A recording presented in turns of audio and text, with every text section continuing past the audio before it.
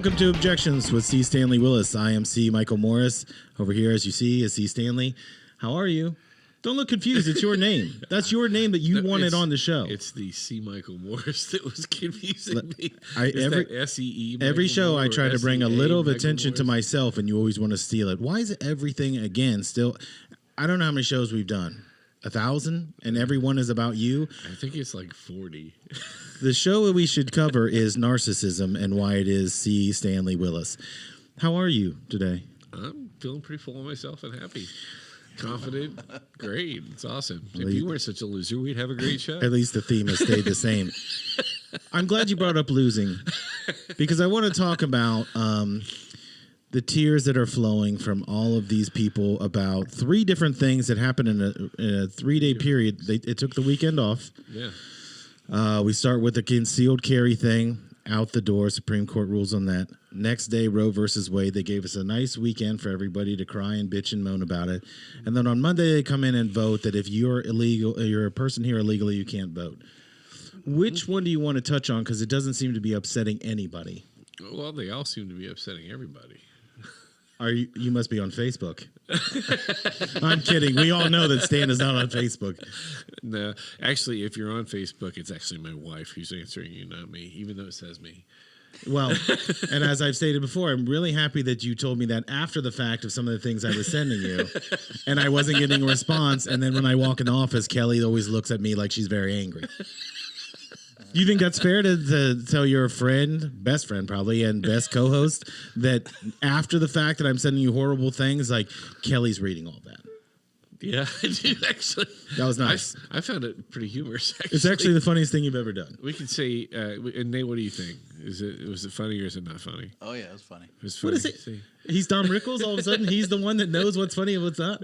Absolutely. You know what's funny to him is because he goes up through the back door and he never has to see Kelly, and he's never had to deal with Kelly being mad at him. Well, maybe you should try the back door. I'm crawling through the goddamn windows. I don't even try to bother get in there. I just text Kendra, "Let me in before anyone sees me." Well, that's probably wise. Jesus. So back to the matter at hand. Which one do you think is upsetting people the most? I think Roe v. Wade is probably upsetting people the most. Do you think it's because they're stupid and they don't understand that it just got kicked down to the states and the states get to decide? No, I think it's because it's it's been. I mean, Roe v. Wade's really kind of been the symbol of the feminist movement since 1980, and I think that there's a lot of emotion that's attributed to it and attached to it that really have nothing to do with what it actually does or says. I think it's more, it's one of those things that the mythology surrounding it has become more important. It's more important as like an icon. It's symbolism that right. it is possible that you could do it, even though it really only applies to less than 12% of the population overall, if it's even that high. Right. I agree with you there. The symbolic impact of it is way, way more substantial than the actual legal or practical impact. Well, it's kind of the same thing with guns, right? We have gun laws and no one pays attention to them, and they say, but we need more restrictions on guns. The people that are actually committing these heinous acts are a huge Diet Pepsi at Speedway. I can't tell. There's only 86 ounces in that glass. You know, we only have one bathroom in this place, right? Yeah, I know. So we all have to share. There's 5 of us today. I'll be good. I'll be good. Okay. I'll be fine. This should I can be use a tree, actually. This should be like a special episode of like Blossom, where this is 90 minutes just to see how long you can make it. I just want to point out, free shout out to Blossom. Go watch that on Netflix. But she also had an abortion. As far as the Roe v. Wade thing, now you have the Democrats. This is my favorite thing that they do. They get on CNN first, and then they go on Stephen Colbert or Jimmy Kimmel as though that audience there is going to go, you know what? Now it's time. All we got to do is vote for more Democrats, which is what they keep saying is put more Democrats in power and we'll do something about it. Well, I mean, Stephen Colbert has a very conservative audience. Oh, yeah. I mean, he definitely appeals to the right. All of the really strong conservative folks in the planet are tuning in to see what he has to say. But aren't you essentially just pissing more people off by having them? No, not you. I've totally moved on. Once you're done talking, I just hear the noise end and I go somewhere else. But what I'm thinking is it works perfect for clips that get shared on CNN or Fox or whatever to stir people up. But at the end of the day, it's a law, right? Well, so the law got overturned. Right. I think. Ultimately, the emotional impact of the Roe v. Wade decision is way larger, like I said, than the actual legal or practical impact. I mean, essentially, the only thing that happens is that it's now up to the states to decide how they want to how they want to determine abortions. I think there were 12 or 13 states that had trigger laws that made abortion illegal in that state, but no, other than those states, the states weren't. The other states, nothing changed. I mean, Ohio has I think abortions are legal up to 6 weeks in Ohio. That's not changing because of the statute. In California, you can kill your children until they're teenagers. That hasn't changed. I'm so glad you brought that up. Why is it I can't kill somebody in the middle of the street and just call that a 700-month abortion? I never understood this. Why are we only allowed to kill things when they can't fight back? Well, I mean, because what's the challenge in that? Thank you. That's my saying. Point. We should be hunting for sport, is what you're saying. Be hunting for sport. You're terrible. So anyway, I think, like I said, the emotional impact is way, way larger, and I think that in my opinion, abortion has been used as a political football by both parties since 1980. It was really Pat Robertson was the first guy to make it an issue, and that was 8 years after Roe v. Wade was actually decided, and Pat Robertson started making it a big issue in his campaign. And since then, it's become pretty much people act like it's a partisan thing, but there are actually Republicans who are pro-choice, and there are actually some Democrats that are pro-life. So I don't think it's a purely partisan thing at all. But I think it's been used by the parties as a political football, with neither party, at least on the federal level, having any intention of doing anything about it. I think both parties wanted to say exactly how it is, because it gives them ground to stand on, because you take that issue out, what do you have to fight on? So on the Republican side of things, it would be they're always for big business, they're always for tax cuts and all that. On the Democratic side, they're always for entitlements, right? Mm-hmm. Well, this is one of the entitlements they got to fund, without understanding that no matter how much you would have to raise taxes 70% on everybody that's middle class to pay for all the entitlement issues that they always bring up: child care, abortion rights, Planned Parenthood. All of, they don't tell you they have to raise taxes to do so. They say they're raising taxes for schools and roads and all that. There's not enough taxes to be collected to pay for any of these programs by themselves. So it's an unending mission of raising taxes. Well, not only that, but at this point, the national debt works out to about $2 million per taxpayer. How much money do you make a year? It's like $50,000 or $70,000 per person. But if you take per taxpayer, the national debt right now is about $2 million per taxpayer. Well, I didn't buy any of that shit. Right. And I thank you for agreeing to pay my share. So I offer to get you an abortion if you need one. That's the kind of friend that I am. Yeah. I have another question. I just want to get your take on this. So companies like Tesla, Amazon, Whole Foods, if you need an abortion now, they're going to pay up to $4,000 for you to go get an abortion in another state. Really? They're essentially funding your vacation. All you have to do is get knocked up unwillingly. The question I have for you is, wow. Wouldn't you? Isn't that what abortion is? So the question I have is, why wouldn't you just give me that myself? Like, if I'm not getting an abortion, can I have that money? Again, they're playing the politics. It's a political thing. But they're not offering you health care either. But how many people are actually going to go to their? I filed the paperwork and I got $8,000 yesterday. Well, you're special, but I don't think a lot of people are going to actually go try to take advantage of that. I don't know. Maybe they will, but it's again a political statement, right? It's just about the politics and the take on it. It's really not. It's not about anything substantial or about the underlying law. It's really all just about what kind of a take you're going to get in the public eye. I feel like it's a carnival barker. They're just trying to drum up interest in what's going on, because at the end of the day, for the last 40 years, no matter who you vote for, it gets worse and worse. Well, and if you look at, I was just, before we started, I was looking at, there's a poll out of the University of Chicago, and in that poll, 85% of the people who are responding to this poll said the country's headed in the wrong direction. 78% of Democrats say the country's headed in the wrong direction. On the economy, Biden in his own party only has a 51%, I think it was 51% approval rating in his own party on his handling of the economy. To be fair, half the Democratic Party that votes is dead. That's probably true. In most states. But still, he still only got a 51% approval in his own party on that issue. And the point that I'm trying to make is the economy sucks. And the policies that are currently enacted, you can't lay all of it at Biden's feet, but you can certainly lay some of it at Biden's feet. You can lay some of it at Trump's feet. You can lay some of it at Obama's feet. But the fact is that the policies and the things that have been enacted and that we are pursuing are destroying the country. So if they can keep us distracted talking about things like abortion and other social issues, then they never have to address those things. So they can continue lining their own pockets. They can continue taking from the poor and giving to the rich. They can continue all these things because nobody's going to notice them as long as we're arguing about the other things that they don't really even care about.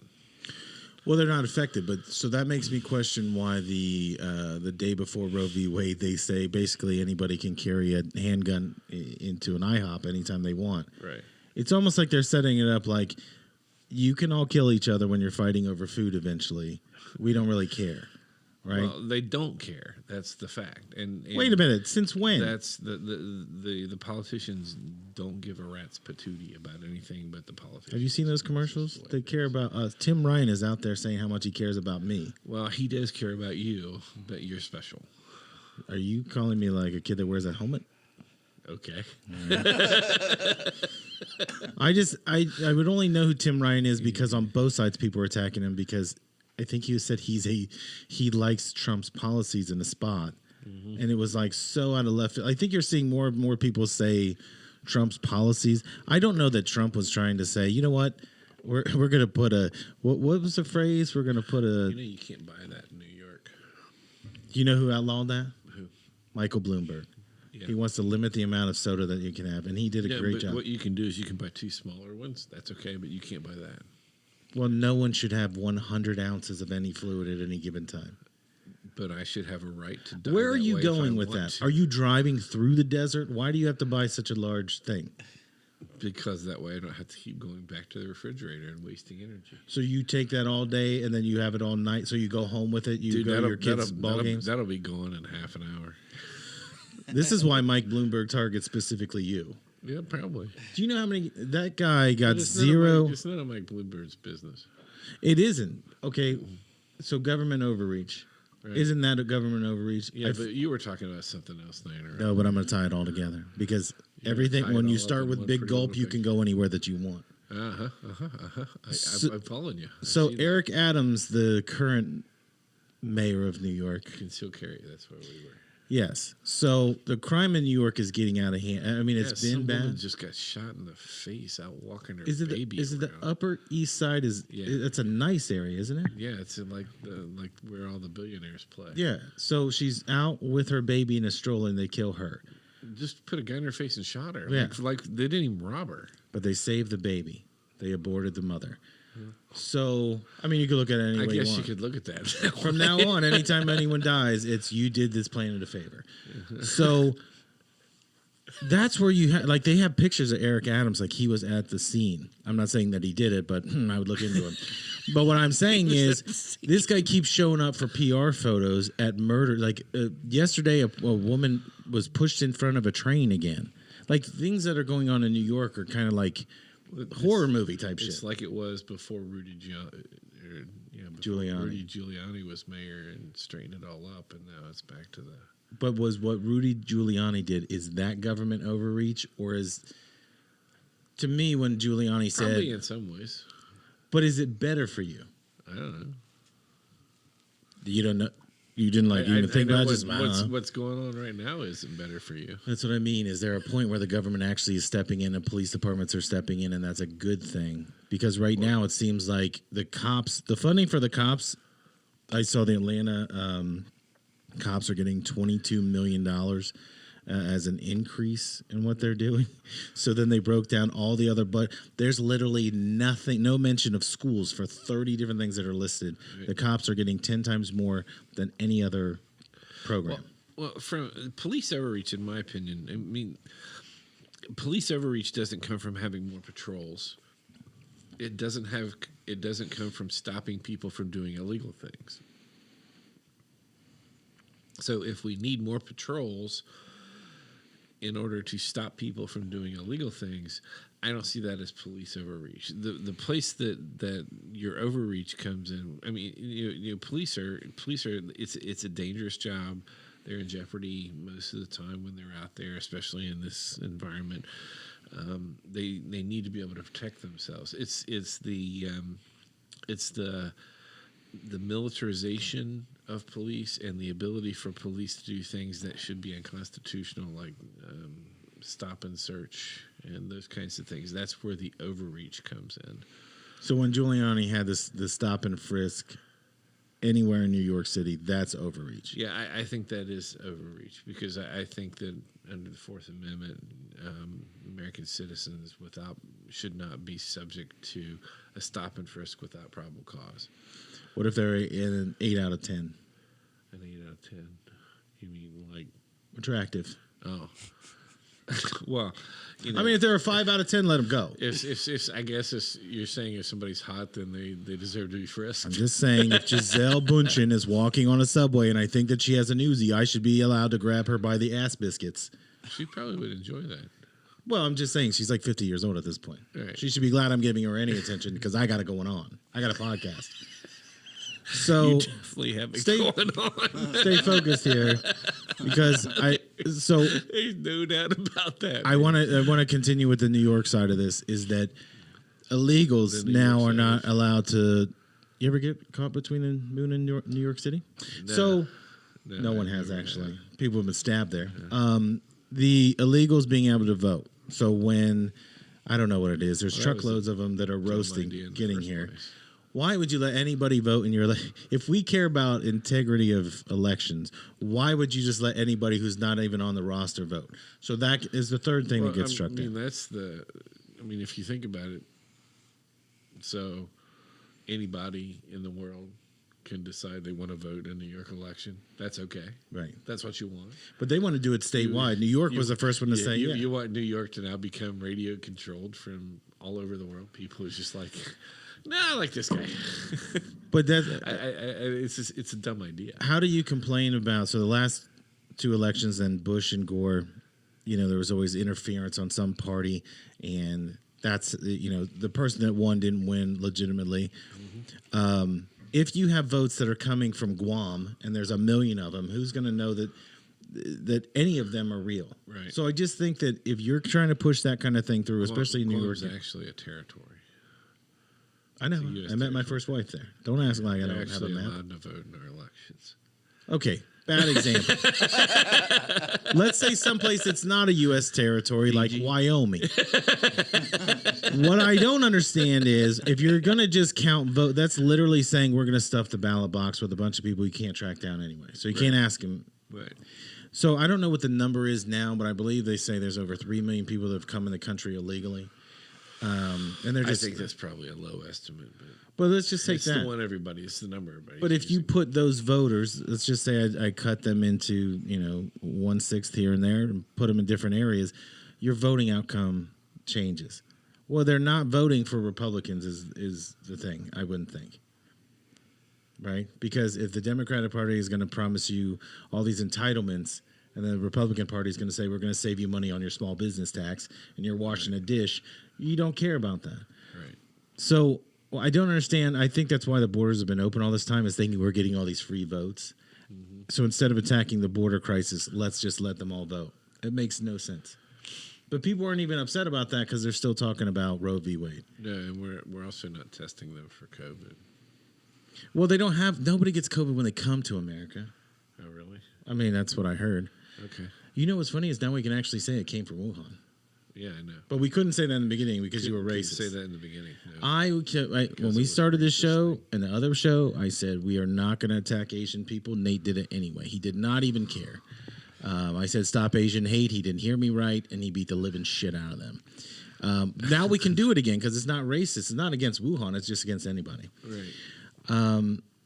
Don't you think it's weird that we're at a point where everything I really want to go back to like 2019, 2020.